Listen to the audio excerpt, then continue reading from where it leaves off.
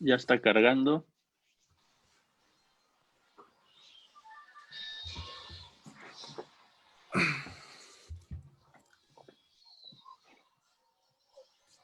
Listo, Abraham. Ya Vale, estamos en vivo. ya estamos en vivo, vale. Hola, buenas tardes a todos. Bienvenidos una vez más a otra sesión del Seminario de Altas Energías y Gravitación, seminario estudiantil. Hoy en esta presentación tenemos a nuestro compañero, que por cierto es de nuestra generación de licenciatura, Jorge Igor Haber Urquiza, y él nos va a presentar su trabajo Efectos de campo magnético en la tasa de producción del bosón de Higgs. Como saben, pues este es un seminario de estudiantes, podemos interrumpir amablemente cuando tengamos alguna duda y seguro que Jorge estará feliz de contestarnos. Vale, pues los dejo con Jorge. Bueno, gracias Abraham, gracias a ti y a Miguel por organizar esto, invitarme. Y pues como les digo, siéntanse con la libertad de interrumpirme en cualquier momento. Y pues yo les voy a platicar un poquito en la investigación que estuve haciendo, en lo que hice mi maestría, ¿no? Entonces, esta es efectos de un campo magnético en la tasa de la producción de bosones de Higgs, ¿no? Y bueno, yo trabajo con el doctor Ángel Sánchez Cecilio en la Facultad de Ciencias. Entonces, pues si ya no falta nadie más, pues ya vamos a empezar de una vez. Entonces, a ver, archivo.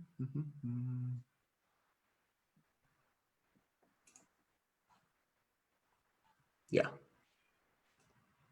Ok, yo creo que ya se ve bien. Entonces, pues ya vamos a empezar de una vez. Entonces, pues primero les voy a platicar más o menos cómo irá el contenido de esta plática. Entonces, primero, pues vamos a ver ciertos antecedentes, un poquito de la física del bosón de Higgs, de qué onda, por qué nos interesa estudiarla. Después de ver eso un poquito, los antecedentes que hay, voy a ver la motivación de este trabajo. Ok, ya sé por qué se estudia el Higgs, pero por qué me interesa a mí estudiarlo con un campo magnético. Y pues bajo qué condiciones lo voy a hacer. Y entonces después les voy a presentar la producción del Higgs mediante fusión de gluones. Ese es el mecanismo que se va a estar dando, primero en el caso del vacío, para desarrollar como un caminito lógico de las cosas que se tienen que hacer, y luego voy a extender los resultados al caso con la presencia de un campo magnético externo, y así pues vamos a ver cuál es el efecto de este campo magnético externo en la tasa de producción, y finalmente las conclusiones, ¿no? Entonces pues ya. Entonces lo primero, ¿por qué es tan relevante la física de Higgs?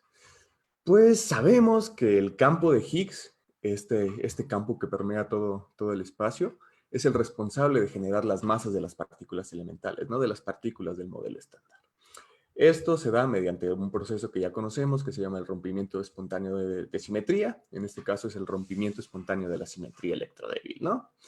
Entonces, pues a partir de su confirmación de existencia, porque esta es, bueno, su parte teórica fue dicha desde los 60, desde el 64, por Peter Higgs y los demás, Eagles y todos ellos. En el 2012 fue cuando se pudo encontrar una partícula que tenía características similares al Higgs, ¿no? Entonces, determinar las propiedades de esta nueva partícula que se encontró en el LHC fue el principal objetivo de la física del Higgs, ¿no? Porque primero, pues teníamos que darnos cuenta, ok, nos encontramos una partícula, pues como que puede ser el Higgs, ¿no? Pero necesitamos confirmar que sea el Higgs, ¿no? Necesitamos tener más propiedades para que efectivamente sea el Higgs.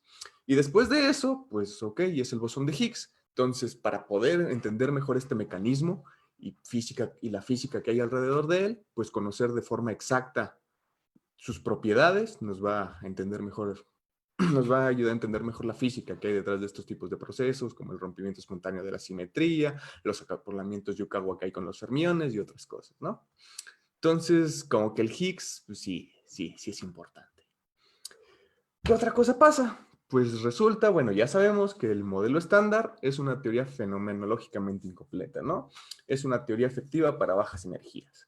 Lo que quiere decir esto es que pues esta no es la última teoría que está bien, no es la última teoría física, y sabemos que tiene que haber una teoría detrás, o queremos pensar que hay una teoría más grande detrás, que puede explicar la física a más allá, a altísimas energías, ¿no? A escalas de las teorías de unificación, de 10 a la 18 G electron volts, de 10 a la 16 G electron volts, ¿no? Entonces, pues ok, ahorita nuestro modelo estándar, pues sabemos que es una teoría efectiva, ¿no? Entonces, pues ya hablando del bosón de Higgs, pues espera que a partir de cierta energía, cierta escala energética, pues los acoplamientos del Higgs, las propiedades, y en general los acoplamientos del Higgs con los fermiones y los bosones de norma, empiecen a correr, ¿no? Empiecen a cambiar. Si se toma la escala de energía esta de un teraelectronvolt, es una energía ya alcanzable en los laboratorios que tenemos hoy en día, pues la modificación de estos acoplamientos del bosón de Higgs cambia alrededor del 5%. Entonces, si ya tenemos acceso a esas energías, pues tanto la precisión física como experimental debe ser mayor al 5% para poder, para poder saber qué está pasando, ¿no? Ok, me está cambiando nuestros acoplamientos y si yo no tengo esa presión para medir o para calcular, pues no voy a tener predicciones comparables, ¿no? Entonces, pues esta física de presión del bosón de Higgs es importante, ¿no?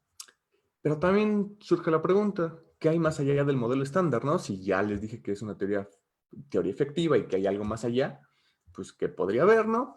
Entonces, estas mediciones de las propiedades del bosón de Higgs, pues abren una nueva ventana para entender las interacciones fundamentales y poder examinar estas posibles extensiones de las leyes que conocemos, de las leyes físicas, ¿no?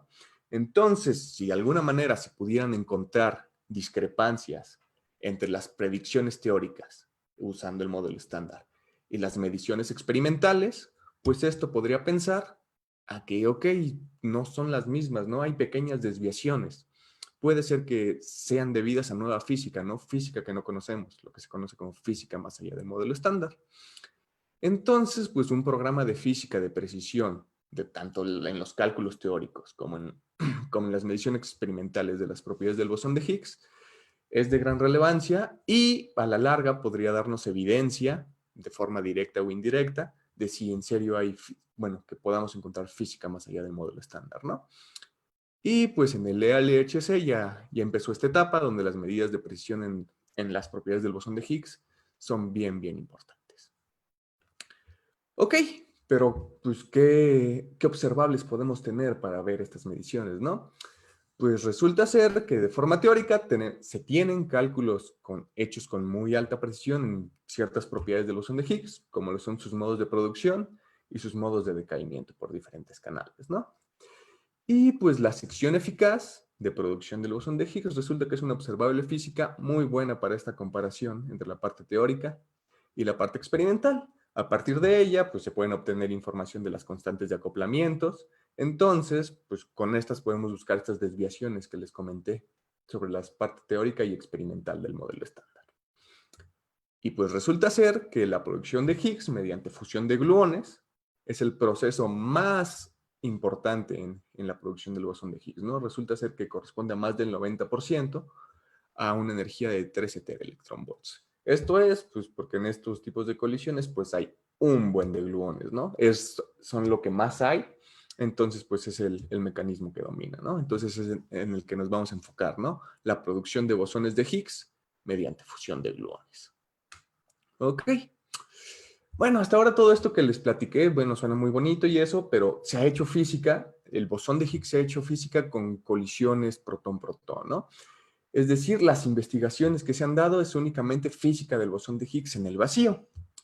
Pero pues podemos pensar en distintos escenarios, extender este tipo de producción a escenarios donde haya factores externos, ¿no?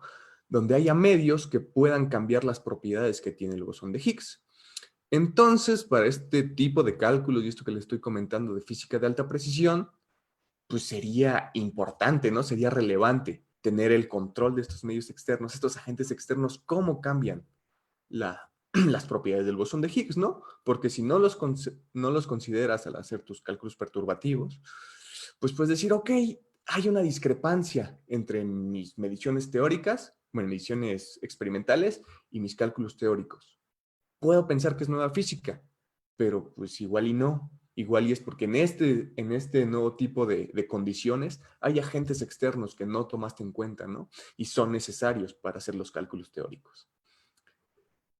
Y pues, ok, ya les dije que sería interesante estudiar estos agentes externos en la física del Higgs, pero pues, ¿por qué es interesante? Hasta ahora, pues ya les comenté que los bosones de Higgs, la física de bosones de Higgs, la producción se basa mayormente en colisiones protón-protón, ¿ok? Pero resulta que ya se ha analizado la posibilidad y ya se tiene la posibilidad actualmente de sacar física del bosón de Higgs a partir de otro tipo de colisiones, ¿no? Por ejemplo, las colisiones de iones pesados relativistas. Entonces, estos dos hay artículos que te dicen, ok, ya en las colisiones plomo-plomo que se están haciendo en el LHC, ya puedo sacar física del bosón de Higgs de ahí. Y además, en colisiones futuras, que en el Future Circular Collider que se está planeando, ahí también te dicen, ok, ahí también se va a poder extraer física del bosón de Higgs. Ok, entonces en este tipo de colisiones de iones pesados relativistas, sí tenemos este tipo de agentes externos que puedan modificar las propiedades del Higgs, ¿no? Entonces, pues depende de la etapa en que se forme el Higgs en esas colisiones o decaiga, tenemos que considerar los efectos de esto que se llama glasma, del plasma de quarks y gluones.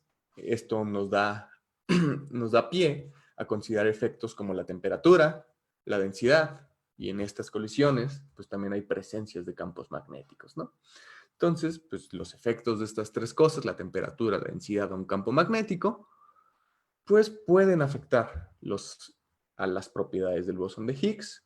Y pues si estamos haciendo física de precisión, pues sería importante ver pues, cómo lo afectan, ¿no?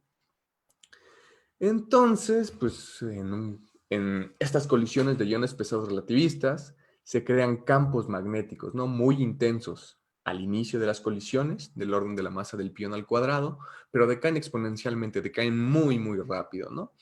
El tiempo de vida son de unos 2, 3 Fermis, ¿no? Estos campos se crean en colisiones de iones pesados relativistas, en colisiones periféricas, ¿no? Es decir, no tienen un cierto parámetro de impacto. Aquí vienen los dos iones, chocan, se crea esta como pequeña almendra y se crea un campo magnético, ¿ok? Entonces, bueno, aquí está una pequeña gráfica de cómo va el comportamiento del campo magnético con el tiempo, ¿no? Entonces, sí, son de los campos magnéticos más intensos producidos en la Tierra, son del orden de 10 a la 16, 10 a la 18 Gauss, pero decaen muy, muy rápidamente. Entonces, si por ahí se produce un bosón de Higgs, pues tenemos que ver cómo afecta este campo magnético a las propiedades del bosón de Higgs. Entonces, yo les voy a platicar pues, cómo afecta este campo a la tasa de producción. Entonces, pues ya entrando en los calculillos que vamos a hacer, pues para hacer la descripción de esta teoría, pues voy a necesitar un cierto lagrangiano para sacar mis reglas de Feynman y para poder construir mis diagramas de Feynman, ¿no? Entonces yo ya voy a estar pensando que ya se llevó a cabo el rompimiento espontáneo de la simetría electrodébil. Entonces la simetría, el lagrangiano relevante que yo tengo es el siguiente. Es el lagrangiano del Higgs más una parte del electrodébil, la QCD más los términos tipo Yukawa, ¿no? Entonces el lagrangiano pues, del Higgs más electrodébil es esta parte, aquí está la parte del Higgs que tiene masa, aquí los campos de norma, todavía no hago el cambio para que estén los Ws y los Zs, pero este básicamente es el lagrangiano que voy a usar. Los acoplamientos tipo Yukawa, que son los acoplamientos del bosón de Higgs con los fermiones.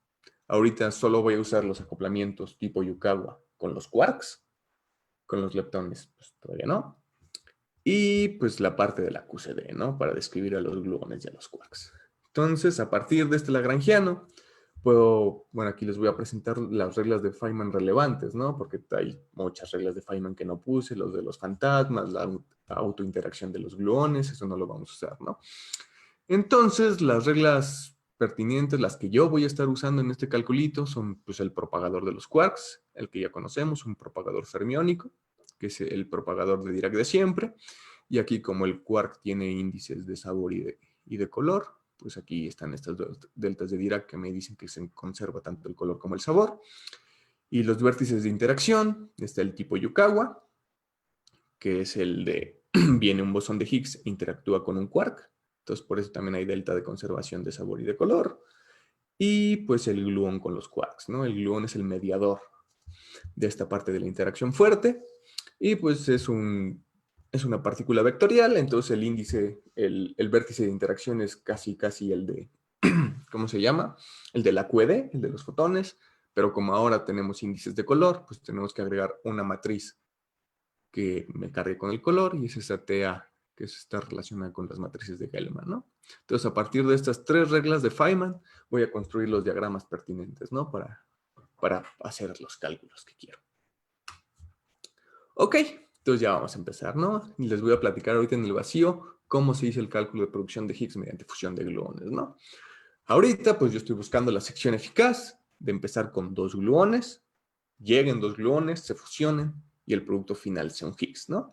Entonces, ¿cómo se llama? Esta sección eficaz tiene asociada la siguiente amplitud de probabilidad. Es decir, empezando en unos estados asintóticos en tiempo menos infinito, de un gluón con momento P1, índice de Lorentz mu, índice de spin sigma y Jorge, índice de color A. disculpa. ¿Qué pasó? Sí, tengo una pregunta rápida. Sí. En la transparencia anterior pusiste los diagramas que vas a usar, pero en particular son vértices. Sí, ¿Hay más vértices? o sea, puse las reglas de Feynman que voy a usar, las del modelo estándar. Todavía no construyo los diagramas. Eso apenas voy. No, sí, o sea, hay más vértices que no puse. Por ejemplo, como estoy considerando todo el lagrangiano de la QCD, pues, o sea, me salté pues el propagador de los gluones, ¿cómo se llama? Los 2 vértices de autointeracción de los gluones, los Pero quiero fantasmas decir, también. ¿Qué pasó? sí, perdón. Es que lo que quiero decir es, ¿solo vas a usar esos vértices para hacer tus diagramas o podrían aparecer otros vértices o lo que estás diciendo es que vas a usar esos 2 vértices? Al orden más bajo que estoy haciendo mi cálculo, es que no es orden árbol, pero al primer orden, al orden más bajo, que se da este proceso, estos son los únicos 2 vértices que hay. Ya, ok. Por eso nada más puse estos, ¿no? Si me voy Ya, a orden justo. más alto y considero más burbujitas, más loops, sí pueden aparecer, bueno, sí tendría que usar otros tipos de vértices. Pero ahorita Ya. el orden más bajo nada más son estos 2. Vale, muchas gracias, Ajá, sí, por eso no puse los demás. Ok. Entonces, si esta es la amplitud de probabilidad que quiero calcular, pues este Creo es que un Miguel alza gluón. la mano. Yo aquí tenía Sí, una Miguel. pregunta. Eh, Sí, Estás comentando que vas a hacer el análisis en fusión de gluones, ¿correcto? sí. ¿Eso es todo el espectro que vas a analizar para la producción de Higgs o vas a analizar algún otro método de creación? No, ahorita solo me voy a basar en fusión de gluones porque como les comenté, como hay tantos gluones, bueno, la parte de la producción de Higgs que corresponde a fusión de gluones es más del 90%. Entonces, este es el Sí, mecanismo justamente. principal. Ajá. Esto para el LHC, ¿correcto? Ajá. Porque recuerdo bien que en otros niveles de energía hay otras formas de crear Higgs más favorables. Pero bueno, la duda en realidad era si vamos a hablar sobre fusión de gluones, esto sería en el contexto de la colisión de iones pesados, mencionaste hace un rato. Ajá, bueno, ahorita este cálculo es un cálculo estándar. Nada más les voy a comentar cómo se hace y también es el proceso principal en colisiones protón-protón. Entonces yo lo voy a llevar, bueno, le voy a hacer el cálculo ahí en el vacío y luego lo voy a extender a cómo se vería en colisiones de iones pesados relativistas, que es el mismo cálculo, pero ya tratando con un campo magnético externo producto de la colisión de estos iones pesados, ¿no? Muy bien, gracias. Ok. Entonces les decía que la sección eficaz de producción de fusión de gluones a un Higgs tiene esta amplitud de probabilidad, donde aquí tengo 2 estados asintóticos de los gluones. Este es el momento, el índice de Lorentz, el índice de spin y el índice de color. Y pues como estado final quiero un bosón de Higgs, que pues como es un escalar, pues nada más con tener su momento está bien, ¿no? Pues resulta ser que pues no existe, bueno, vimos los vértices de interacción y no existe una interacción directa entre gluones y bosones de Higgs. Entonces este no es un proceso que se pueda llevar a nivel árbol. Entonces resulta que las primeras contribuciones a orden dominante o leading order tiene asociados los siguientes 4 diagramas, ¿no? Vienen los 2 gluones, se crea un lazo de quarks y sale un bosón de Higgs, ¿no? Entonces, estos son los 4 diagramas que se pueden crear de hacer las contracciones pertinentes de esta amplitud de probabilidad, ¿no? Al orden dominante. Entonces, tenemos estos 4 diagramas. ¿Ok? Entonces, pues simplemente de asignar las reglas de Feynman y trabajar con estos diagramas, pues vamos a llegar a la forma de la sección eficaz para el bosón de Higgs, ¿no? Pero, pues, vamos a pensarlo un poquito distinto, ¿no? Si nos vamos como muy lejos o nos quitamos nuestros lentecitos, podemos decir, me entrecierro los ojos y pues vienen dos gluones y sale un Higgs. Todo lo que está dentro lo puedo pensar como un vértice gordito, ¿no? Como un vértice efectivo. Entonces, en este vértice efectivo que bauticé como gamma mu nu, ahí va a estar contenida toda la información de la producción del Higgs mediante fusión de gluones, ¿no? Entonces, aquí va a estar contenida, todos los diagramitas van a estar ahí metidos como en este vértice gordito. Entonces, si logro calcular el vértice efectivo, pues ya puedo ahí pasar a los diagramas y calcular la sección eficaz. Ok, y ahora pensamos, pues, ¿qué forma debe tener mi vértice efectivo? Pues acá vimos que como le amputé los estados asintóticos, no los estoy considerando ahorita, le amputé estos 2 índices y el del escalar que es un 1, pues mi vértice efectivo es un tensor de 2 índices de Lorentz. Pues, ¿qué estructuras tengo en este caso para armar un tensor de rango 2? Pues resulta que tengo a los 2 cuadrimomentos asociados a cada uno de los gluones. Podría tener el cuadrimomento asociado al bosón de Higgs, pero por conservación de la energía, pues va a estar relacionado con estos dos. También tengo pues al tensor métrico y pues nomás por completez el Levi-Civita, ¿no? Entonces la forma más general de construir al vértice efectivo pues es la que está acá abajo. Pero pues resulta que la estructura tensorial debe de cumplir con ciertas propiedades, ¿no? Una es el cumplimiento de paridad, mi teoría respeta paridad. Entonces este coeficiente f debe ser 0 porque este término no cumple con paridad. ¿Qué otras tengo? Pues en QCD hay unas cosas que se llaman identidades de Slapnap-Taylor. Estas son análogas a las identidades de Ward en la QED y son para garantizar la conservación de corrientes, ¿no? Las simetrías de mi teoría. Entonces resulta ser que si asocio el momento P1 al primer índice de Lorentz, pues al contraerlo con P1, mi vértice efectivo debe ser 0. Y pues análogamente, al contraerlo con P2, pero con el segundo índice, esto debe ser 0. ¿Y qué otra cosa pasa? Pues sabemos que estamos trabajando con bosones, con gluones, son partículas indistinguibles. Entonces, al intercambiar los 2 gluones que tengo, pues yo no podría darme cuenta en el vértice efectivo. Entonces, si intercambio P1 y P2 y los índices mu y nu, mi vértice efectivo debe tener la misma forma. Entonces, al aplicar estas condiciones, pues resulta ser que la estructura tensorial que debe de cumplir mi vértice efectivo es la siguiente. Y está mucho más bonita, ¿no? Acá teníamos 5 términos, 6, y aquí se me reduce a solo 2 estructuras tensoriales. Y esto, pues a los que ya sabemos, nos recuerda a ciertas cosas, a ciertas estructuras que nos salen, ¿no? Por ejemplo, el propagador de los gluones. Ok, son estructuras, ¿cómo se llama? Transversas. Esto es lo que nos asegura mis identidades de Slapnap-Taylor, la transversalidad. Ok. Entonces, pues, ¿qué tengo que hacer?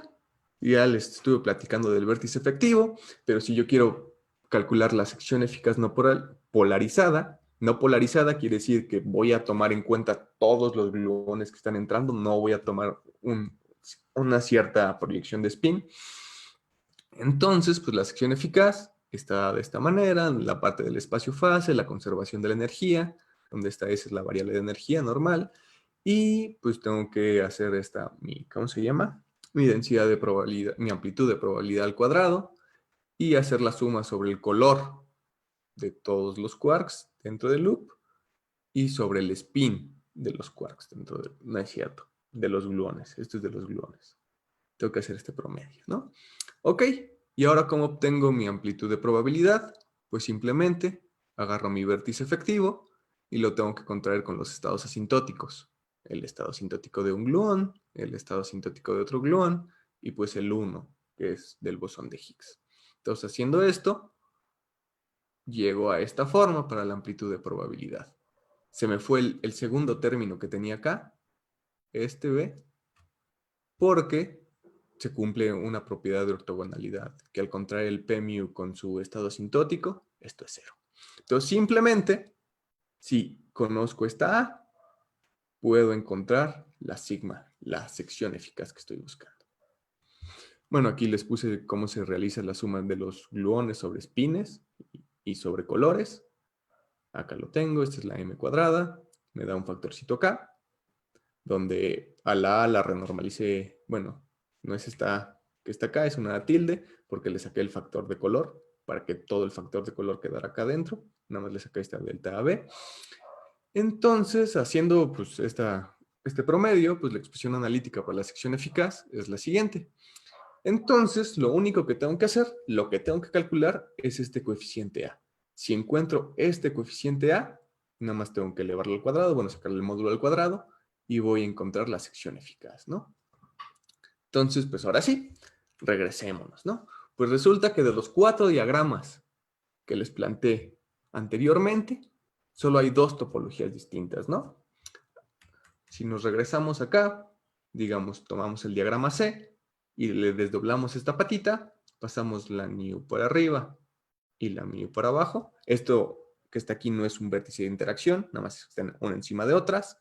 Entonces, si desdoblamos la patita y luego lo volteamos para arriba, pues resulta ser que es exactamente igual al diagrama B. Y el diagrama D es exactamente igual al diagrama A. Entonces, solo tenemos 2 topologías distintas. Entonces, solo tenemos que calcular 2 diagramas de Feynman distintos. Entonces, pues les podemos aplicar cinemática para asignarles un lugar al vértice de cada uno y un momento a cada uno, para pues, poder hacer, usando pues, nuestros diagramas de Feynman y nuestra expansión perturbativa, calcular la, ¿cómo se llama? La contribución de cada uno de los diagramas. Pues resulta... Javier, ¿Qué pasó? hola, una pregunta. En esa equivalencia que tienes entre diagramas de Feynman con los que nos mostraste en la diapositiva previa, ¿pones un Esa. factor 2 explícito o simplemente no los tomas en consideración porque son iguales a los de la línea de arriba? O sea, está complicado porque, según recuerdo, en las, ¿cómo se llama? En las reglas de Feynman ¿te acuerdas en las reglas de Feynman de QED que no tienes que considerar un, ¿cómo se llama? Un factor de simetría porque hay una cancelación perfecta? Bueno, Sí, según yo, en QCD pasa exactamente lo mismo. Y es exactamente lo que te das cuenta. Pues tienes 2 diagramas iguales. Ahí iría un 2. Hay 2 diagramas iguales. Pero estás trabajando a segundo orden en la constante de acoplamiento fuerte. Tenemos 2 vértices en la constante de acoplamiento fuerte.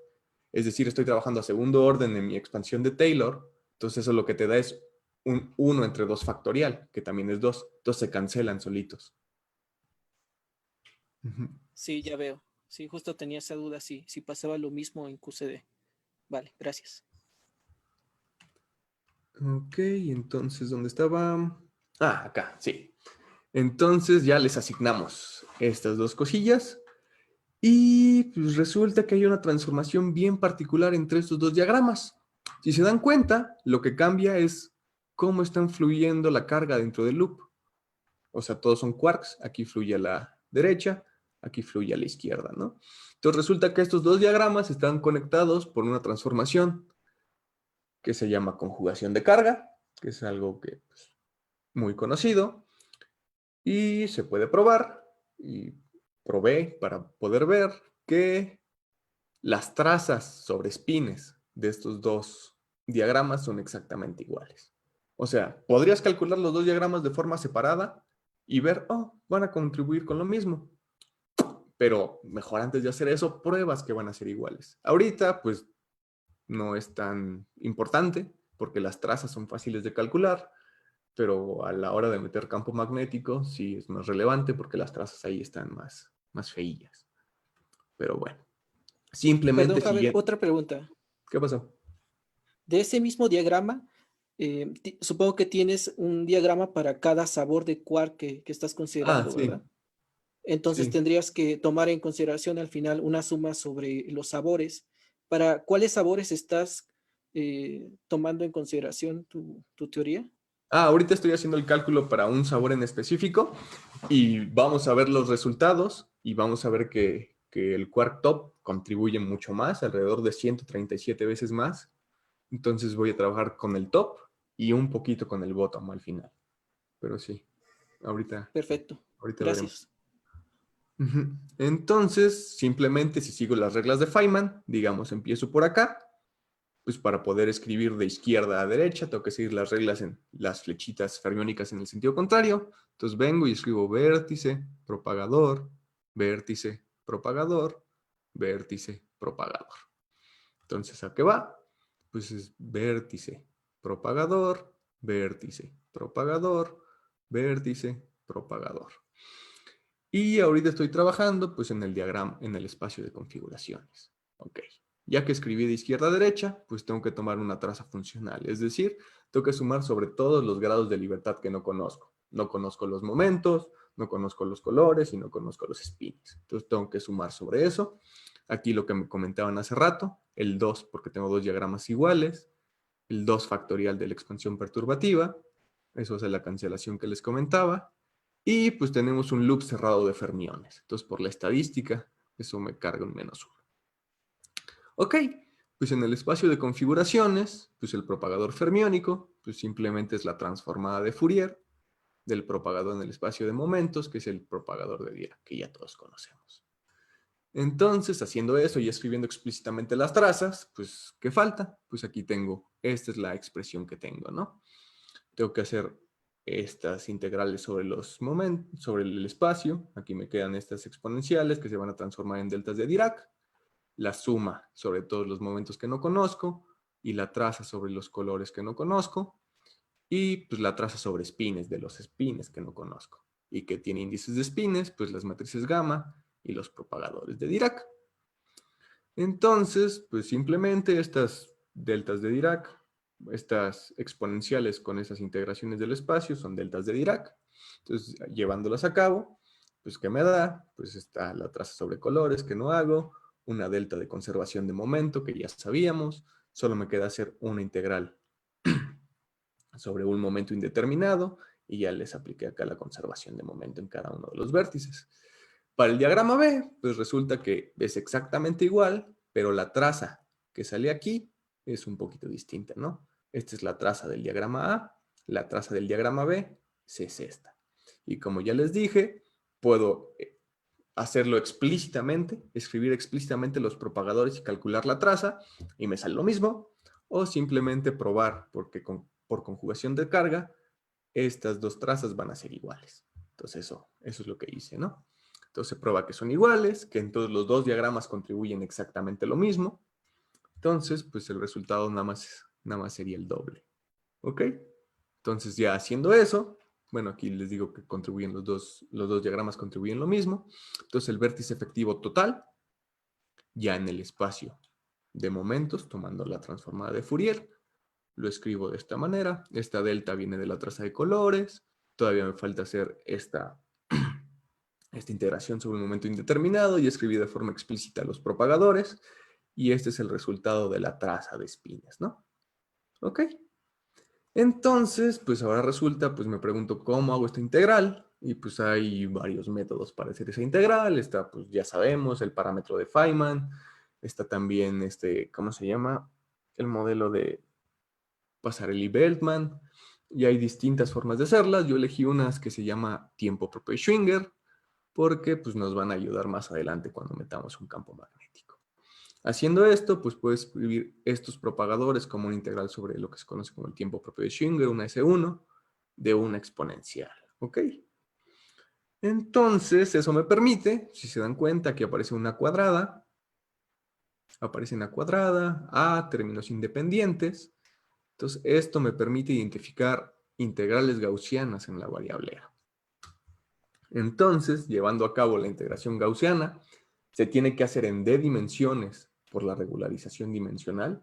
Como siempre estamos trabajando de forma general, entonces lo tenemos que llevar a hacer en D dimensiones. Entonces, haciendo esto, pues el resultado es el siguiente. Ok, aquí es una observación. ¿Qué unidades tiene acá, no?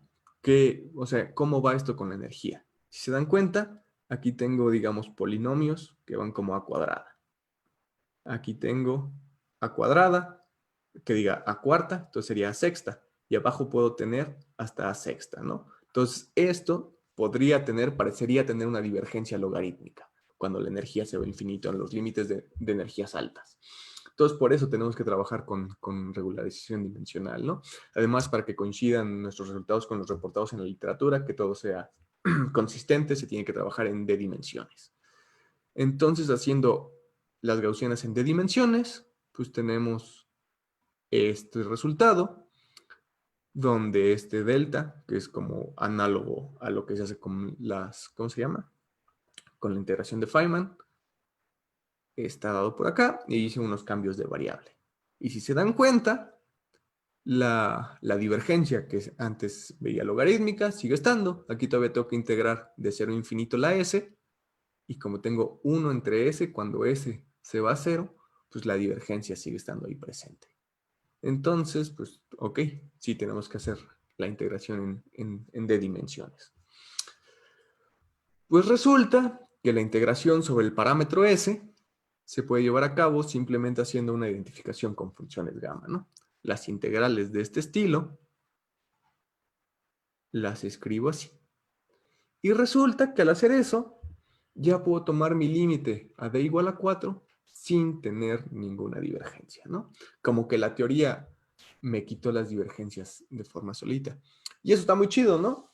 Porque yo les comenté que no había un vértice directo, un vértice de interacción directo entre gluones y bosones de Higgs. Entonces, si esto tuviera una divergencia de verdad, si tuviera una divergencia presente aquí, mi contratérmino para poder quitarme esa divergencia debería venir de un vértice directo entre gluones y Higgs.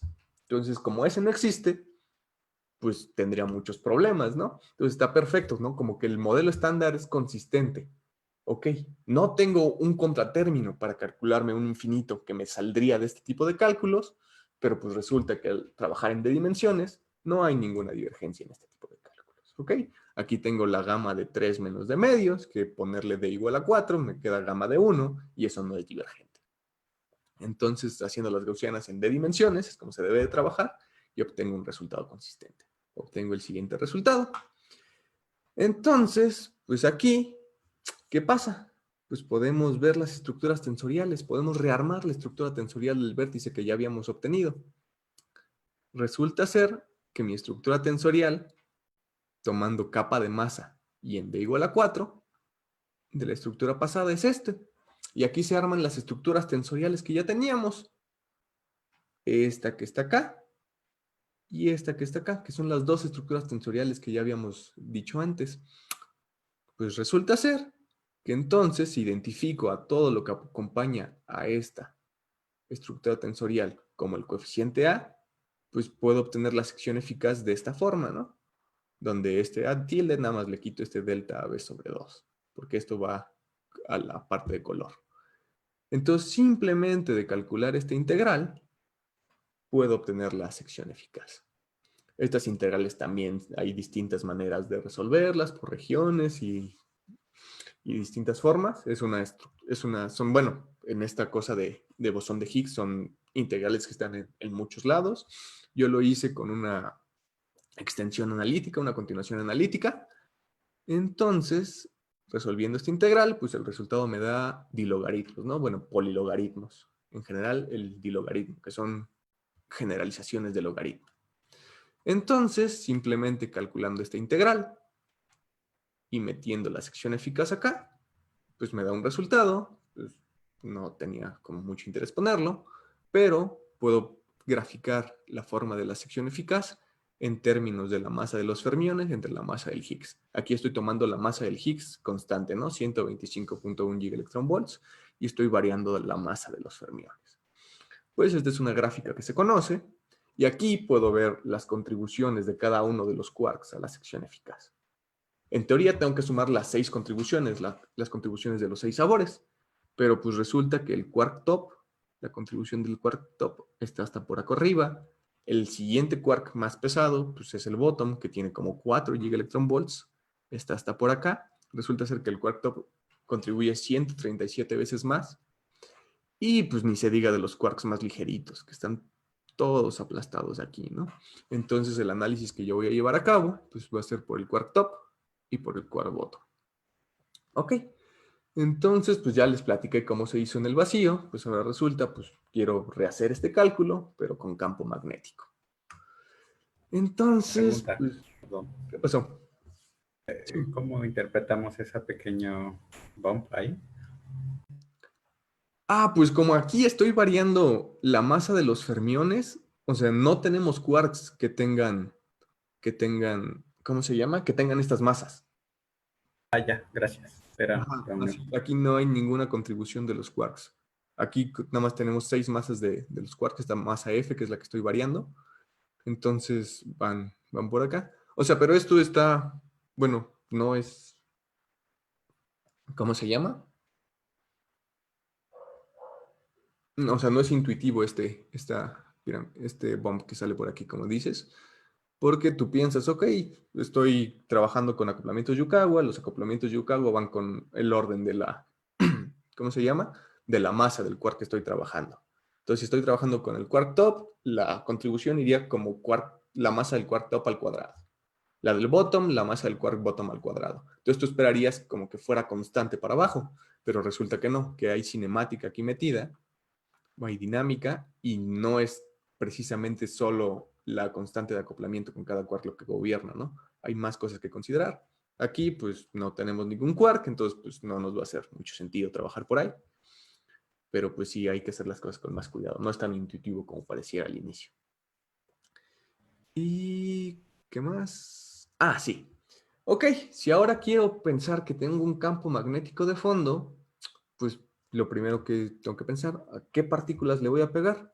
Los gluones tienen carga de color, pero no carga eléctrica. Entonces se van a quedar exactamente igual. El bosón de Higgs no tiene carga eléctrica, se va a quedar absolutamente igual. ¿Quién sí tiene carga eléctrica? Pues los quarks. ¿Cómo metí los quarks? Pues lo único que usé de ellos, bueno, aparte de los acoplamientos, que ahorita voy a pensar que estoy de primer orden y no sufren ningún cambio. Entonces, a partir de los propagadores, entonces lo que tengo que cambiar es el propagador que usé para los quarks. Entonces, pues resulta que el propagador con campo magnético para un fermión se puede escribir de esta manera, ¿no? Que es la transformada de Fourier del propagador en el espacio de momentos, que ya sabíamos, pero aparece esta cosa, esta omega de x de y. Esta se le conoce como fase de Schwinger y está dada de esta manera. Es decir, una partícula cargada en estar en presencia de un campo eléctrico, un campo magnético, adquiere cierta fase simplemente por ir de un punto a otro. Entonces, esto es la parte nueva con la que estamos lidiando. Una fase. Y pues si ahora nos vamos a esta parte, se le conoce como... ¿Se me fue el nombre? Bueno, es el propagador del campo magnético para fermiones con campo magnético en el espacio de configuraciones. Pues resulta que también tiene una forma mucho más fea, ¿no? Si pensamos ahora que el campo magnético define la dirección Z, pues el propagador está dado de esta forma, ¿no? Hay diferentes formas de escribirlo, en términos, digamos, de funciones de Ritus. Aquí yo se escribió con un parámetro de Schwinger, ¿no? Entonces aquí ya tiene mucho más sentido porque usé parámetro de Schwinger para hacer las integrales anteriormente. Y pues aquí resulta ser que la dinámica entre las componentes del momento que son paralelas al campo magnético o perpendiculares al campo magnético es distinta. Y pues esto es lo que ya sabíamos, ¿no? De mecánica clásica, sabemos que si hay una partícula cargada y un campo magnético, pues la dinámica que sigue en la parte paralela y la parte perpendicular al campo son distintas. Pues aquí pasa lo mismo, la dinámica de la parte paralela y la parte perpendicular van a ser distintas. ¿Ok? Entonces, pues este es el acoplamiento que le da, ahí aparece esta combinación QS, ese es el parámetro del tiempo propio de Schwinger, tengo que hacer todavía esta integral, y aquí me aparece esta sigma 3, que está definida como I gamma 1, gamma 2, a partir de estas matrices de Dirac, y nos da la interacción del spin de la partícula con el campo magnético. ¿Ok? Esto es lo que les decía hace rato, esto se llama parte invariante del propagador. Entonces, trabajando con estos nuevos propagadores, si los meto en mis mismos diagramas de Feynman, pues voy a poder encontrar la parte que quiero, ¿no? El efecto de este campo magnético. Ok, pues entonces, ¿sí? ¿Qué pasó? Perdón que te interrumpa una pregunta. Estás considerando un campo magnético clásico, ¿no? Sí, sí, sí. ¿Qué tanto esto es una buena aproximación, dado que, como nos platicaste antes, su origen es como un poco la colisión y vive por tan poco tiempo?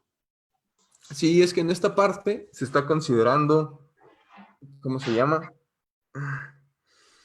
O sea, se puede considerar un... Ay, ¿cómo se llama este? Bueno, se me fue el nombre, pero puedes considerar un flujo mínimo de campo, ¿no? Imagínate que tienes en tu loop de quarks y que solo entra una línea de campo por ahí. Ese sería tu flujo mínimo. Entonces, si piensas que estás en ese nivel, que tu campo es tan, bueno, que tu loop es tan chiquito que solo entra una línea de campo, ahí los efectos cuánticos de tu campo electromagnético sí los tendrías que estar considerando. Sí tendría que trabajar con correcciones tipo de QED, ¿no? Sí tendría que meter mi lagrangiano de QED y ponerle inserciones a cada uno de los propagadores y ponerle el vértice y toda esta onda. Pero ahora que estoy pensando que mi loop es como más grande, que mi campo magnético puede permear ahí y no entra una sola línea, sino que está por ahí pasando, pues lo viste, ¿no? Tengo que integrar sobre todas las posiciones posibles. No sé qué cantidad de flujo esté pasando ahí. Entonces, si estoy pensando que pues, no tengo el flujo mínimo, estoy alejado de la situación, que entre solo una línea de campo, pues esto es una buena aproximación, no tengo que considerar los efectos cuánticos. Genial, muchas gracias. O sea, ¿eso correspondería a que el campo también es muy intenso? No, eso lo vamos a ver más adelante. Ajá, sí, no. Bueno, vale, gracias. Ajá, es como el flujo que está dentro de mi loop. Ok, ok. Ok, sí, entonces esto me da la interacción del campo del spin con el campo magnético. Entonces, pues si me regreso a mis dos diagramas anteriormente, pues son exactamente los mismos, solo que aquí les pinté una línea doble a los quarks, porque ahora se van a estar propagando con campo magnético. Y pues resulta que aplicando las reglas de Feynman, se llega exactamente a lo mismo que anteriormente, tengo las mismas trazas, solo que acá pues, el propagador es con campo magnético, tengo las partes de las exponenciales, la suma, la traza de color, pero ahora me aparecen estas cosas, un producto de 3 fases de Schwinger. Antes no lo tenía. Antes, pues estas trazas eran exactamente iguales. Ahora con campo magnético, también van a ser exactamente iguales a este punto. Pero resulta ser que por esta fase que adquieren por la fase de Schwinger de cada uno de los propagadores, las contribuciones de los diagramas ya no van a ser las mismas, ya van a ser distintas. Entonces, pues hay que ver cuánto valen esas fases de Schwinger. Si te vas en esta, bueno, si quiero un campo en la dirección Z, un campo homogéneo, pues lo puedo producir a partir de este cuadripotencial en una norma arbitraria, le dicen la norma simétrica. Entonces, la forma de la fase de Schwinger es esta que está acá. Aquí la fase de Schwinger no es invariante de norma, depende de la norma que use, pero resulta ser que en un loop cerrado, como los dos que tengo, el producto de estas 3 fases de Schwinger sí es invariante de norma. La parte dependiente de la norma se cancela si tienes un loop cerrado. Entonces, estos resultados de estos 2 cachitos sí son invariantes de norma, ¿no? Donde he definido esta parte. Y si se dan cuenta, pues, ¿qué componentes aparecen ahí? Es la 1 y la 2, que son las componentes perpendiculares al campo magnético. Estoy pensando si el campo magnético va en la dirección Z, las componentes perpendiculares son X y las direcciones paralelas son pues, la Z y también la temporal. Entonces, solo depende de las componentes perpendiculares. Entonces, ¿qué pasó? ¿Esa elección de la dirección del campo estarían tomando en cuenta respecto a la línea de la colisión o es una simplificación? Eso lo veremos más adelante. Ajá, de ver en las colisiones de iones pesados relativistas hacia dónde se produce el campo, entonces cuáles serían ahí las direcciones paralelas y perpendiculares. Ajá. Una pregunta, Javier. ¿Qué pasó? En tu cálculo para este vértice efectivo que nos estás mostrando, que vienen estos dos diagramas, también tendrías que considerar una integración sobre, en este caso, espacio de configuraciones, ¿no? Para tomar en consideración la contribución de la fase de Schwinger. Sí, sí, sí, eso es lo que voy a hacer ahorita. Ok, Ajá. gracias. Aquí, bueno, aquí más bien ya lo hice. Jorge, ¿Qué pasó? una pregunta rápida, disculpa. ¿Es lo que estás haciendo es como general? O sea, como el QCD con un campo magnético de fondo y luego lo vas a adaptar a la colisión. ¿O eso ya es la colisión? No me ha quedado muy claro, disculpa. Ah, no, esto es de forma general, sí. Ya, Ahorita estoy sí, pensando, ok. de alguna forma hay un campo magnético. Yo no sé cómo se haga, no sé de dónde venga, no sé qué lo esté causando. Sé que hay un campo magnético. Ahorita no me importa, yo quiero ver pues, cómo se vería mi vértice efectivo con un campo magnético. Luego pues ya veremos pues, si el campo magnético es de la colisión, pues qué intensidades puede tener, en qué direcciones debe venir, cómo va a afectar. Entonces esto lo vamos a ver después. Ah, vale, muchas gracias. Sí, aquí lo que preguntaba Luis es que antes la integración para pasar al espacio de configuraciones al espacio de momentos simplemente era hacer la transforma de Fourier. Pero como no había fases de Schwinger, simplemente eran deltas de Dirac. Aquí, haciendo la misma integración para caer acá al espacio de momentos ya, pues ya no son deltas de Dirac. Se pueden adaptar deltas de Dirac, pero ya no son tan, ¿cómo se llama? Ya no son tan limpias como antes. Entonces me sale una parte de conservación de momento perpendicular, pero ya no me sale en cada vértice. Anteriormente, las deltas de Dirac me dan la conservación de momento total en cada uno de los tres vértices.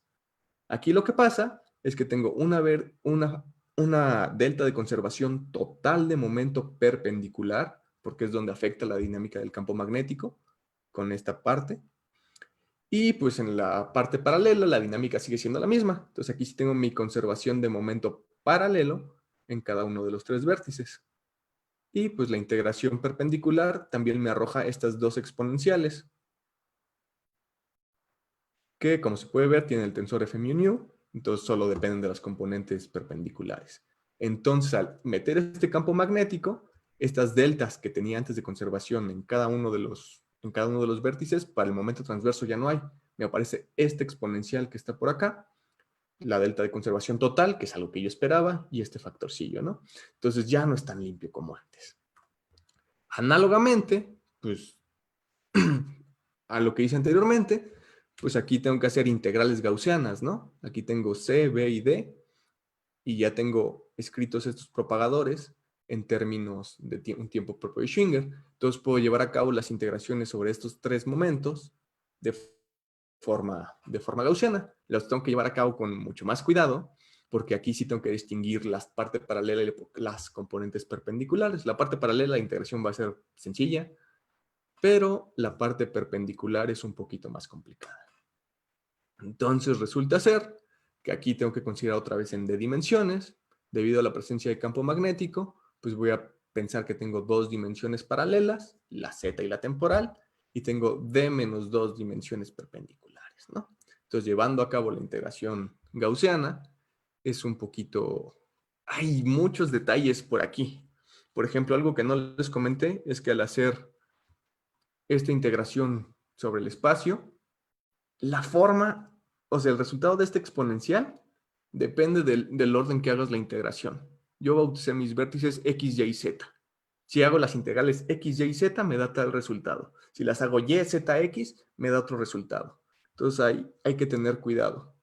Pero pues resulta, o sea, no lo probé, tuve que hacer todos los cálculos, que a la hora de llevar a cabo las integraciones gaussianas, sea cual sea la forma en que lleva a cabo la integración espacial, pues el resultado es exactamente el mismo, ¿no? Entonces eso da confianza en que pues, las cosas se están haciendo bien, ¿no? Bueno, esta es la forma que adquiere el vértice efectivo del diagrama A antes de hacer la integración gaussiana. Aquí nada más lo pasé a D dimensiones. Y aquí tendría que llevar a cabo esta traza antes de hacer la integración gaussiana como lo hice antes. Pero esta traza está, pues ahorita vamos a ver qué onda con ella. Entonces ahorita nada más la bauticé de esta manera. La traza pues debe tener dos índices, mu y nu, y debe depender de todas estas variables, ¿no? Ok. Entonces, pues llevando a cabo esa integración para el diagrama A o para el diagrama B, porque lo único que va a cambiar con el diagrama B de esta expresión es que adquiere un signo menos en la exponencial que lo acompaña acá, ¿no? Es porque el loop se recorre en sentido contrario, entonces las fases son opuestas. La expresión para este B es exactamente la misma, pero con un menos acá. Entonces, llevando a cabo las integrales gaussianas, pues obtengo esta expresión, ¿no? Aquí todavía tengo que hacer las integrales sobre los tiempos propios de Schwinger. Este GAB es el factor gaussiano general que está metido de esta forma. Para el A y para el B lo único que cambia es el signo de esta última exponencial, y si se dan cuenta, es la única parte que tiene componentes perpendiculares, que tiene esta F, que es el tensor métrico normalizado. Aquí estoy usando notación para decir que el primer índice del F está contraído con P1 y el segundo con P2. Todo lo demás tiene momentos paralelos o perpendiculares al cuadrado, ¿no? Aquí no se mete. La única cambio que hay después de esa integración gaussiana es el signo de la parte que va con la F, ¿no? Más o menos. Es lo único que cambia en los diagramas. Y bueno, la traza correspondiente ya hecha la integración gaussiana, ¿no? Porque la traza antes de hacer la integración gaussiana de los dos diagramas es exactamente lo mismo. Debido al cambio de signo de una exponencial, después de hacer la integración gaussiana, pues ya va a haber unos signos por ahí cambiados, dependiendo del diagrama con el que esté trabajando. Entonces, pues resulta, pues aquí ya llegamos a tope, ¿no? Aquí me falta hacer estas integrales sobre los 3 tiempos propios. Si las pudiera hacer, tendría un resultado que sería válido pues, para cualquier intensidad de campo magnético. Pero resulta que pues, no es tan fácil hacer estas integrales, ¿no? Que están medio feitas, medio complicadas. Oscilan mucho y tienen muchos puntos donde no están bien definidas, o sí están bien definidas, pero tienes que tomar los límites para poder hacerlas. Entonces todavía no hemos logrado cómo hacerlas analíticamente. Entonces, para poderlas llevar a cabo, pues tenemos que hacer pues, distintas aproximaciones, ¿no? Si las pudiéramos hacer, pues tendríamos un resultado general. Estaría bien padre, pero pues no hemos podido, ¿no?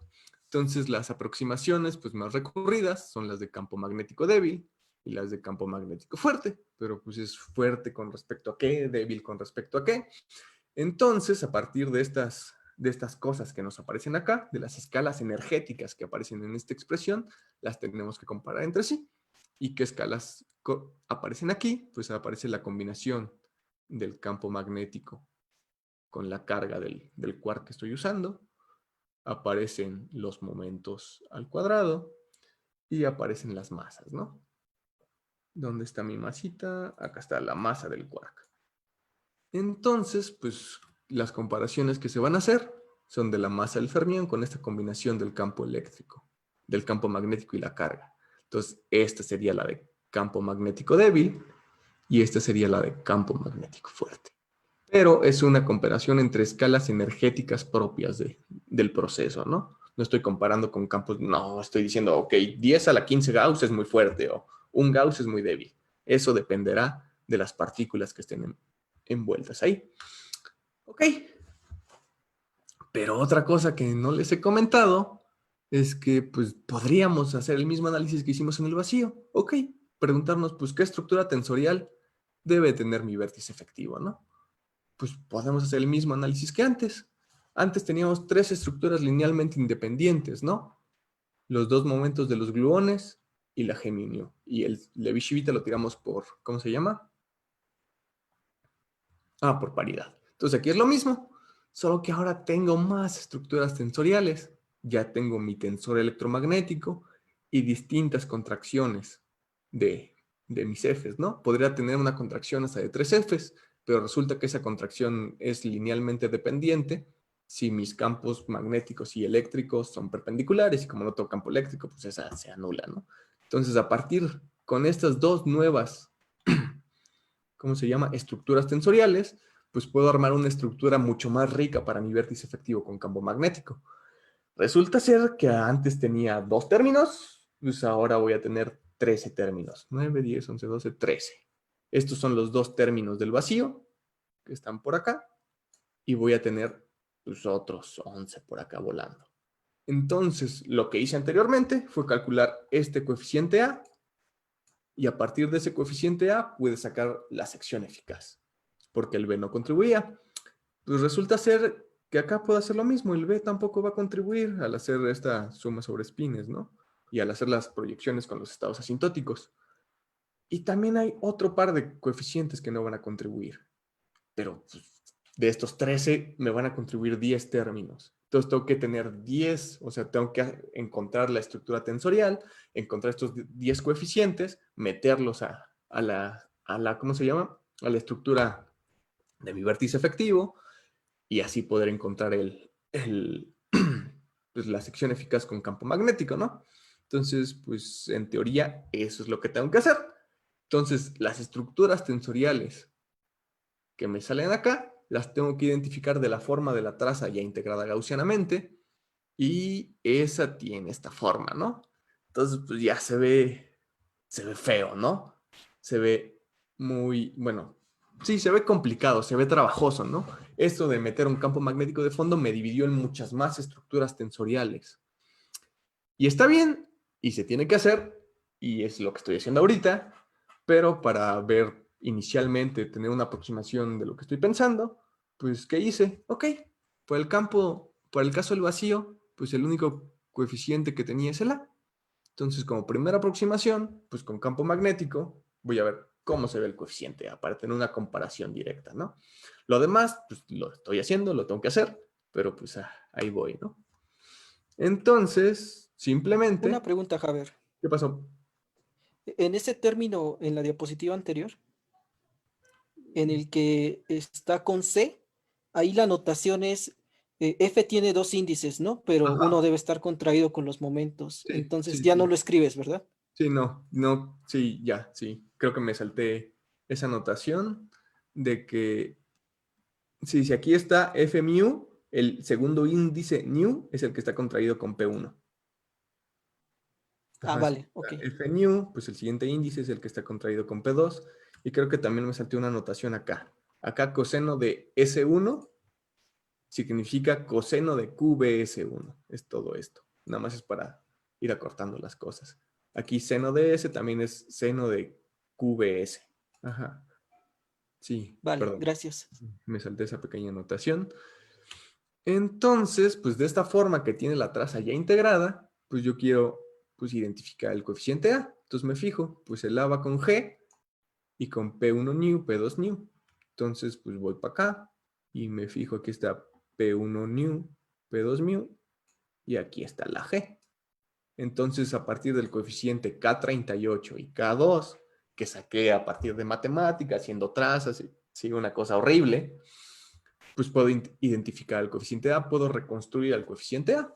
Entonces, sumándolos, pues el coeficiente A debe estar dado de esta forma, ¿no? Entonces, aquí reconstruir la estructura tensorial que va asociada al coeficiente A. Entonces, el coeficiente es eso. Entonces, si a partir de las cosas que hice con matemática, con FrameCalc, para sacar las trazas, identifico este K2, pues puedo calcular el coeficiente A y a partir de eso puedo comparar de manera directa porque es el coeficiente que comparten las dos estructuras, la del vacío y la parte con campo magnético, ¿no? Entonces, pues eso fue lo que hice, sacar esa traza, esta traza que les comento acá, está pues, feo, trabajoso, complicado. Son como 1400 términos y luego tienes que identificar qué va con cada estructura tensorial y es en lo que se está, bueno, en lo que estoy trabajando ahorita más, en encontrar una forma pues, más sencilla de lidiar con esta traza. Entonces, pues resulta que haciendo el coeficiente A, lo meto ahí. Ok, y ahora, como les había mencionado, para hacer estas integrales, debo trabajar en ciertos límites. Pues ahorita me voy a centrar en un campo, en el caso del campo magnético débil. Voy a considerar que es muy, muy bajito mi campo magnético. Entonces eso me permite hacer una serie de Taylor NB. Si nos regresamos, acá está. Si considero que esta combinación QB es muy chiquita, pues puedo hacer una expansión de Taylor en todas las funciones que tienen QB. Ok, pero resulta que, por ejemplo, este exponencial tiene momentos perpendiculares arriba al cuadrado. Y yo no sé si son muy chiquitos o muy grandotes. Si fueran muy, muy, muy grandes, pues no me dan permiso de hacer una expansión de Taylor de la exponencial completa, ¿no? Tendría que hacer expansión de Taylor de las funciones que están arriba y conservar la exponencial. Entonces, pues para hacer el caso más sencillo, pues voy a permitirme pensar que estos momentos transversos al cuadrado son bajitos, son del orden de la masa del fermión al cuadrado. Entonces, con esa consideración, pues puedo tomar la expansión de Taylor de esta exponencial completa. Entonces, esto es lo que hice acá. Esto es lo que les digo acá. Entonces, pues al hacer eso, pues pum, me aparece esta forma para el coeficiente A. Aquí simplemente de tomar el límite QB igual a 0, simplemente sustituir eso, se elimina este acá, se elimina este acá, y me queda el caso del vacío únicamente. Es decir, pues vamos bien. Y aquí, pues otra vez, para hacer las integraciones de f, pues ¿qué tengo que hacer? Sobre S que diga, pues identificaciones con funciones gamma. Aquí volvemos a lidiar con los infinitos y es exactamente la misma cosa. Y hacer estas integrales, pues otra vez me da estos polilogaritmos de los que les hablé antes. Y pues algo muy padre, que todavía no se los he mencionado, es que, pues fíjense, no hay término lineal en QB. Aquí hay un QB cuadrado, aquí hay un QB cuadrado, y aquí ya no hay nada, ¿no? Resulta ser que hay algo que se llama teorema de Furry, y esto me dice que los diagramas con inserciones impares de fotones son 0 a la hora de, bueno, más bien no contribuyen a las secciones eficaces ni a las amplitudes de probabilidad.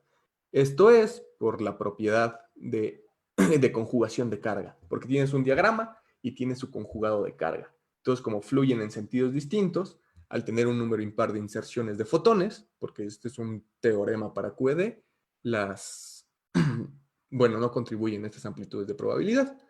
Entonces, aquí en este tipo de expansión de Taylor, que dice expansión de todo, esto se puede interpretar como, ¿cómo se llama? Inserciones de fotones. Aquí no tengo QB, pues es un diagrama libre. Aquí el término lineal, diría que tengo mis dos gluones, mi triangulito de quarks y mi ¿cómo se llama? Y mi Higgs. Y en uno de esos diagramas, en uno de esos propagadores de los quarks, tendría que dibujarle una inserción de un fotón. Pero, como tengo que considerar el loop que fluye hacia un lado y el loop que fluye de regreso, pues se cancelan esas contribuciones. Entonces no tengo contribuciones lineales. Aquí están mis contribuciones cuadráticas.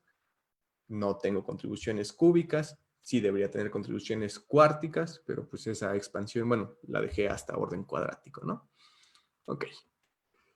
Entonces, pues hasta ahora todo va bien. Se respeta el teorema de Furry y solo tenemos inserciones pares de fotones. Ok. Y ahora sí, la comparación de escalas energéticas. Pues, ok. Yo voy a pensar, estoy pensando que QB debe ser mucho menor que la masa de los fermiones al cuadrado, la masa del quark dentro del loop. Entonces yo lo voy a pensar que a lo más el campo magnético, para que siga valiendo mi aproximación, debe ser de 0.2 la masa del fermión al cuadrado.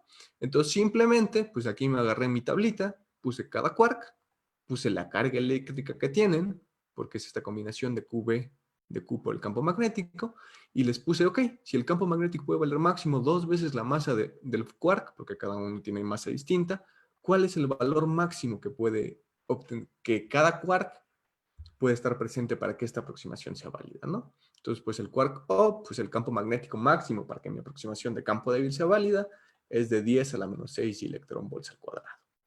Y así se puede hacer un calculito fácil para cada uno de los quarks.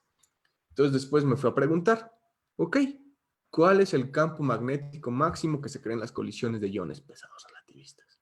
Pues el campo magnético máximo es del orden de 10 veces la masa del pion al cuadrado, que eso corresponde a 2 por 10 a la menos 2 gigaelectronvolts. O sea, son campos súper, súper intensos, ¿no?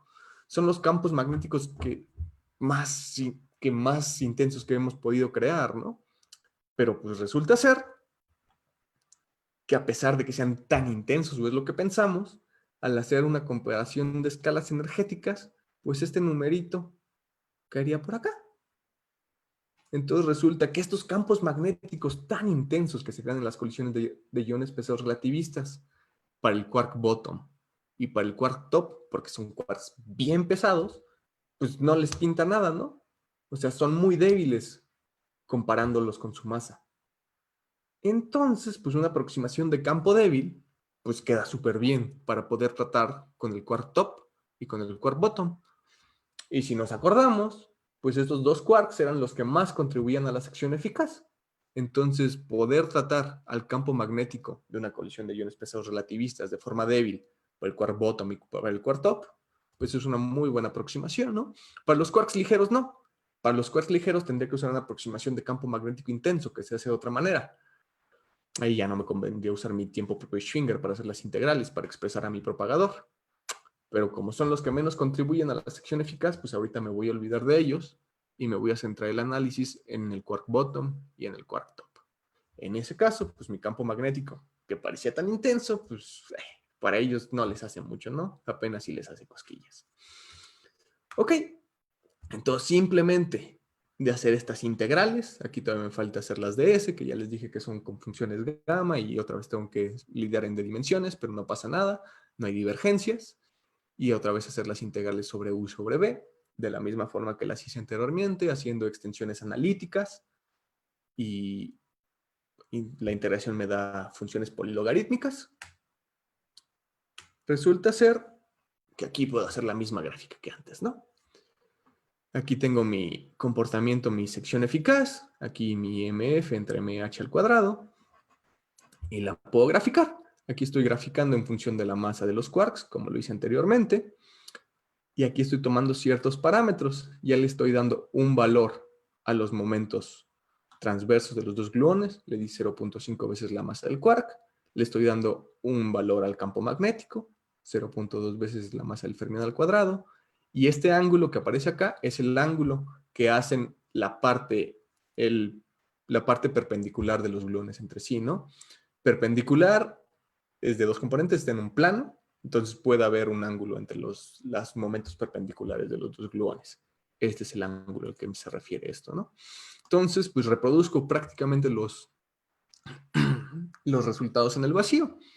Resulta ser que para masas muy grandes, pues pareciera que el campo magnético aumenta, y para masas chiquitas que decrece la sección eficaz. Pero aquí hay que darse cuenta, como QB está en términos de la masa de los fermiones, pues aquí QB no es constante, ¿no? Como estoy variando la masa de los fermiones, pues aquí el campo magnético va aumentando y en esta dirección va disminuyendo. Además, aquí aparece una sección donde no hay gráfica, donde la gráfica roja no aparece. Esto es porque la naturaleza de la expansión me da cierto intervalo donde no es válido, ¿no? Entonces, aquí la aproximación no es válida la que estoy haciendo. Esto es porque yo les dije que mi aproximación era sobre QB, pero resulta ser que si lo haces con mucho cuidado, no es sobre QB, es sobre QB entre la masa del Higgs al cuadrado menos 4 veces la masa de los fermiones al cuadrado. Entonces, el punto en que la masa del Higgs y la masa del quark coinciden, pues tengo QB entre 0. Entonces ahí, pues ese parámetro ya no puede ser chiquito. Entonces lo que tiene que pasar es que QB se vaya a 0 más rápido que la diferencia entre la masa de los fermiones, 2 veces la masa del fermión y la masa del Higgs. Entonces ese punto en el que son iguales está por aquí metido. Entonces es donde la aproximación ya no es válida. Aquí en esta zonita se rompe la aproximación. Entonces, pues ahí no les puedo decir qué está pasando. ¿Ok? Una pregunta, Javier. ¿Qué pasó? Eso último que mencionaste de esta relación entre 2 veces la masa del Higgs menos 4 veces... ¿Cómo era? Era 2 veces la masa del Higgs. No, es La esta relación de que, digamos, para que vienen dos quarks iguales y salga un Higgs, pues debe ser, ¿cómo se llama? El umbral aparece cuando Ajá, justo. 2 veces la masa de los fermiones es igual a la masa del Higgs. Ese es el umbral. Sí, sí, justo eso es lo que te iba a preguntar, si estaba relacionado con el umbral. Sí, Gracias. viene de ahí exactamente. Y pues entonces aquí, como mi campo magnético no es constante, pues digo, ay, pues como que no entiendo bien qué está pasando, ¿no?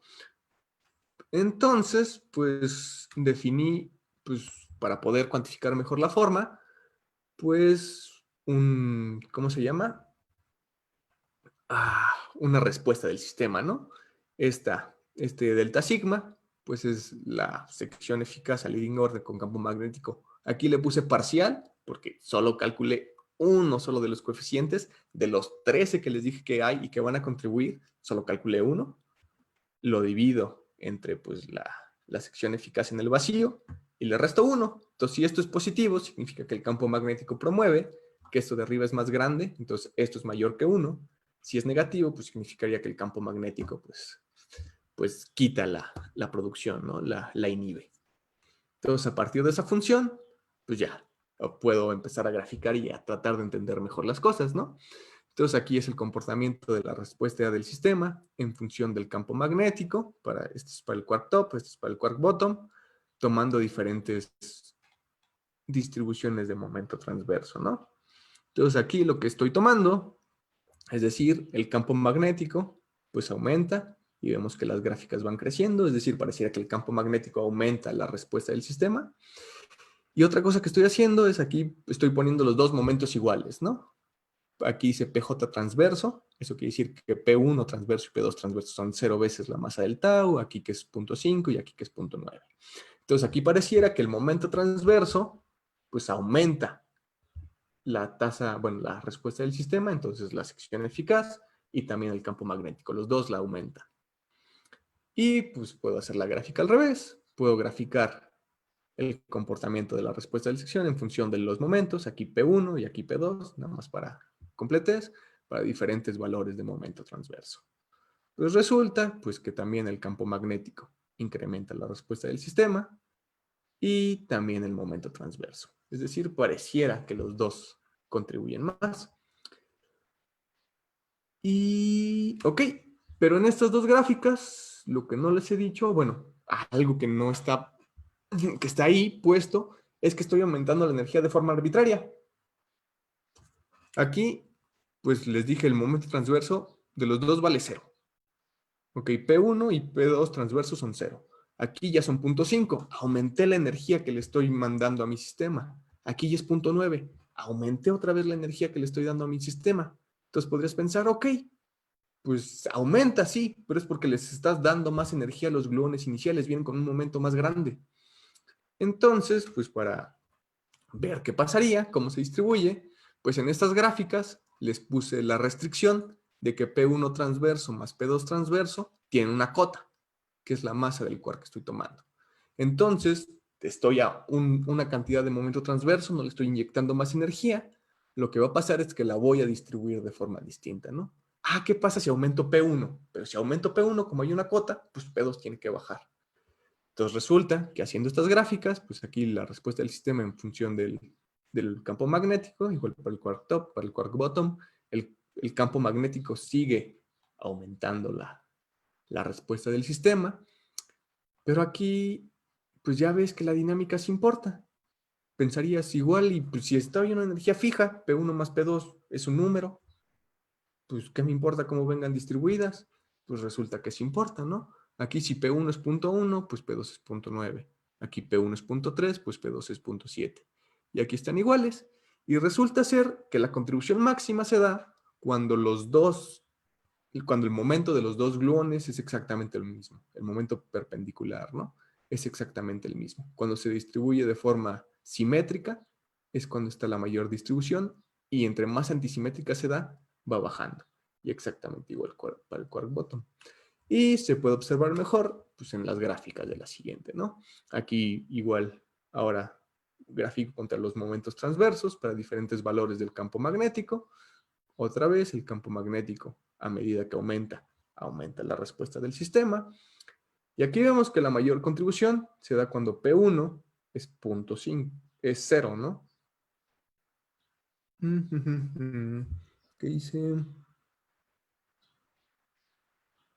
Sí, que la mayor contribución se da entre más, ¿cómo se llama?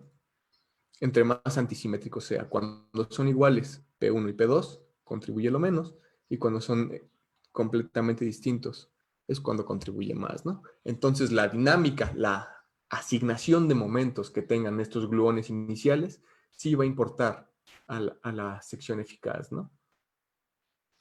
Entonces, pues estos serían los resultados preliminares que tengo hasta ahorita. Entonces, lo que hice fue comparar la sección eficaz en el caso del vacío contra la sección eficaz parcial. Aquí parcial, aquí les puse que es asociada a la misma estructura tensorial en presencia de un campo magnético, y lo hice para el quark top y para el quark bottom. Estudié en una aproximación que se limitó, que solo es válida para momentos transversos bajos. Y pues tanto la intensidad del campo magnético como la de los momentos vi que aumentaba la respuesta del sistema, es decir, que aumenta la sección eficaz.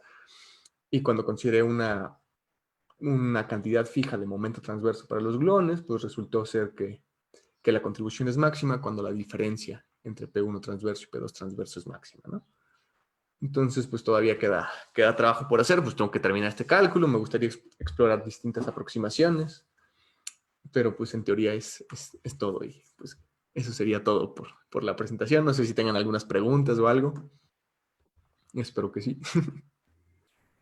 Yo, bueno, ¿preguntas a alguien más?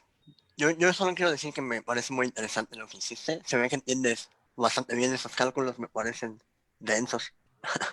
Sí, gracias, Pero, pero sí ay, sí, es cansado.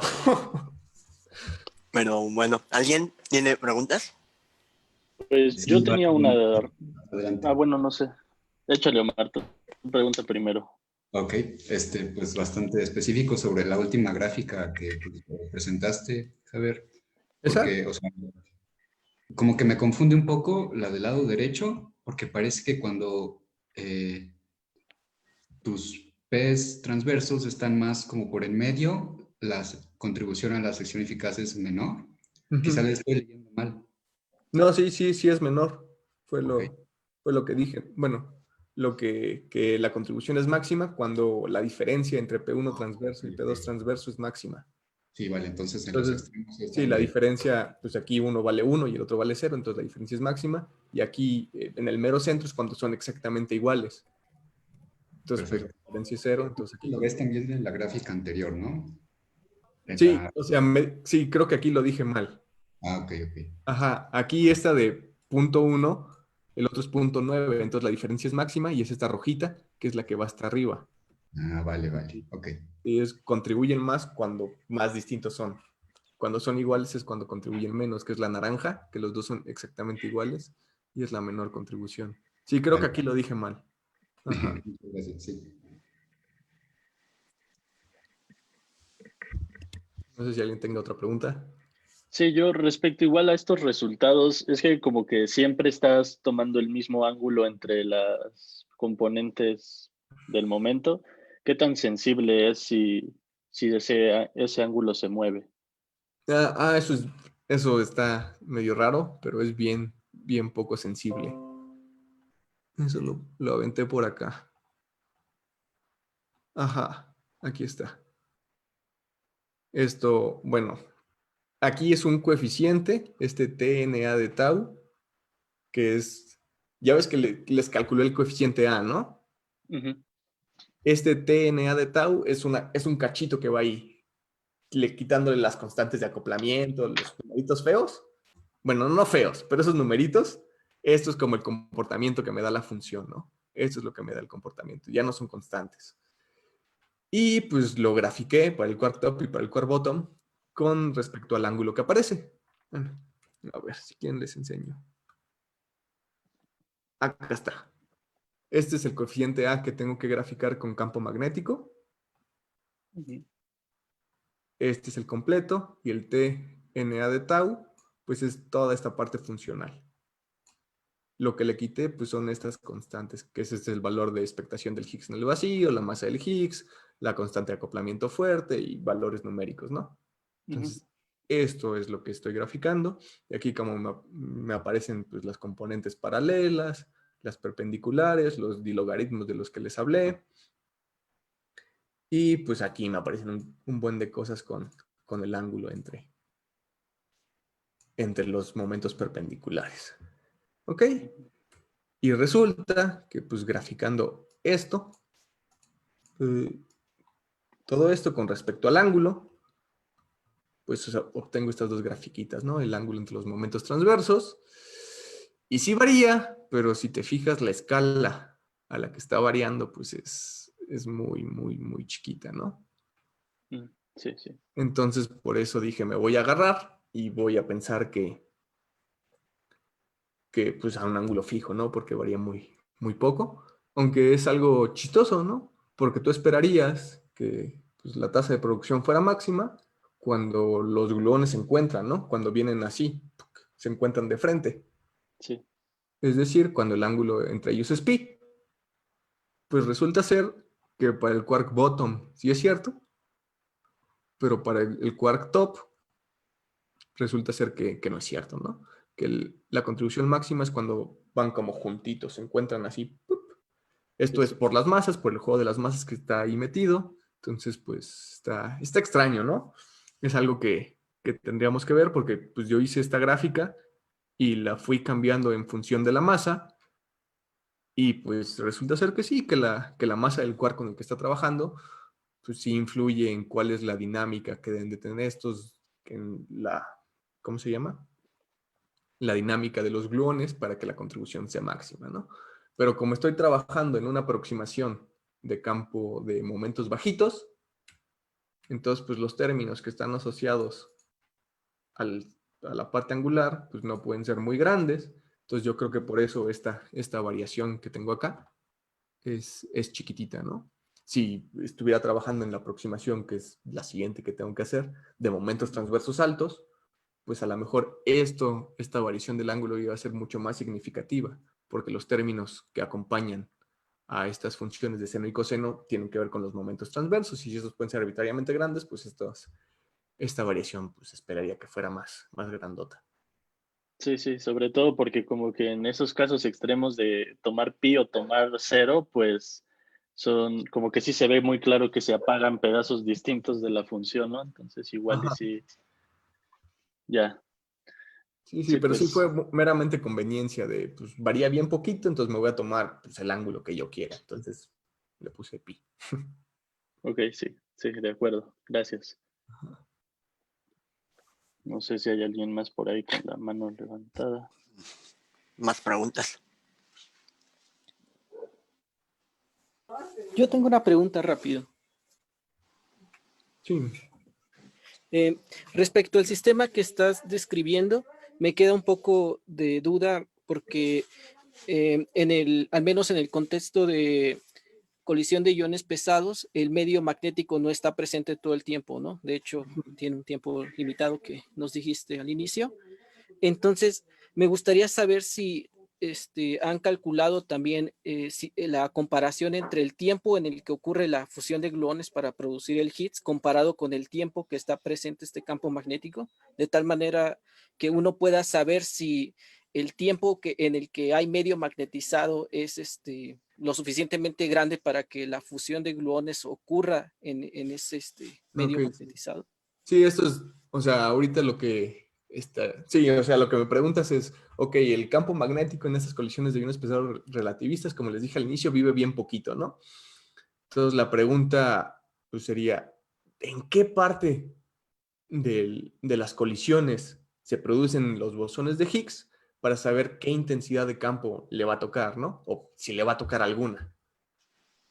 Exactamente, sí, justo si puedes utilizar una aproximación fuerte de campo magnético o si ya le toca la parte en la que el campo magnético se está apagando, ¿no? Ok, bueno, lo que les mostré al inicio era que para estos dos, ¿cómo se llama? Para estos dos quarks que estoy usando, para el bottom y el top, aunque les toque el campo del inicio, que es bien, bien intenso, porque tienen masas tan grandes, que es lo que les puse acá. Ay, bueno. Acá, como tienen masas tan grandes, el campo intenso, aunque les toque la parte intensa, ya lo puedo aproximar como un campo magnético débil.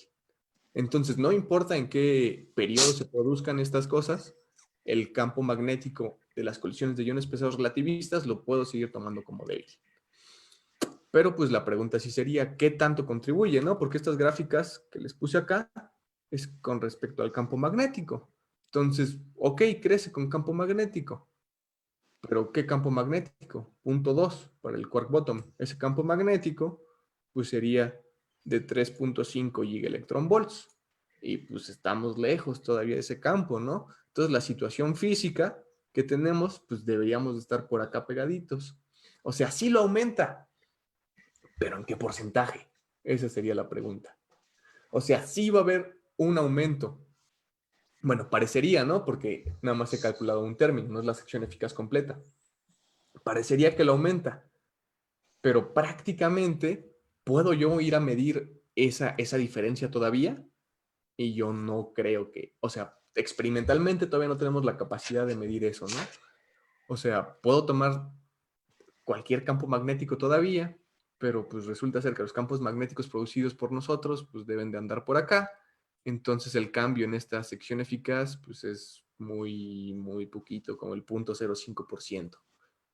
Y para hacer, ahorita que se está empezando a hacer esta parte de física de precisión ¿cómo se llama? En colisiones de iones pesados relativistas, pues yo todavía no esperaría que fuera medible. Creo que me preguntaste otra cosa, pero bueno. No, está bien, de hecho, esa discusión también ayuda a aclarar un poco de cosas que también me pregunto, ¿no? Pues muchas gracias por la respuesta y está muy interesante lo que hiciste. Gracias. Entonces, no sé si alguien más quiera preguntar algo.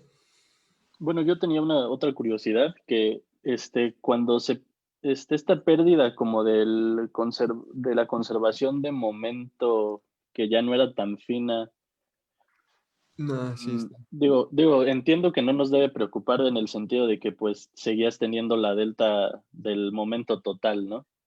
Eso, sí. Pero ¿qué estaría pasando? O sea, como localmente en los vértices, no sé si hay alguna forma de parcharlo para recuperar esa conservación o si siempre que haya campo magnético tenemos que perder esa información. Es que pasa algo bien extraño. Que la distribución que antes era una delta de Dirac, ahora se hace como una gaussiana. Como que se va ensanchando un poquito y eso que se va ensanchando depende de la intensidad del campo magnético, ¿no? Es el parámetro, el A que está ahí. Entonces está raro porque, sí, no, o sea, en cada vértice no te podría, o sea, yo no sé bien qué esté pasando, es como, no me aparece la conservación vértice a vértice. Yo esperaría que sí, pero no sé, sería como que, no, o sea, podría, no sé. ¿Para qué? No, mejor no digo nada.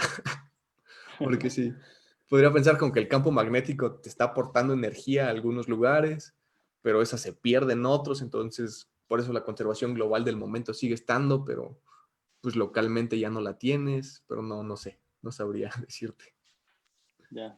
No, sí, me parece que pues al menos eso sí me ayuda a mí a darme una idea de un poquito imaginarme pues por qué se pierde tal cual el pico ahí que pone la delta.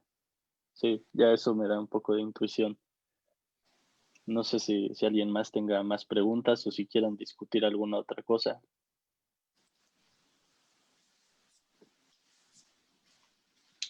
Creo que ya nos convenciste a Creo todos, que ya Javier. no. Sí. Ok. Bueno, pues un aplauso para Jorge Javier, por favor. Sí, claro que sí. Gracias.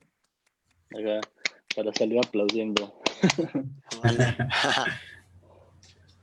Están las manillas también. Entonces, pues sí, gracias a todos. Pues Vamos a muchas gracias por detener. asistir a todos. Sí. Seguimos en línea, sí.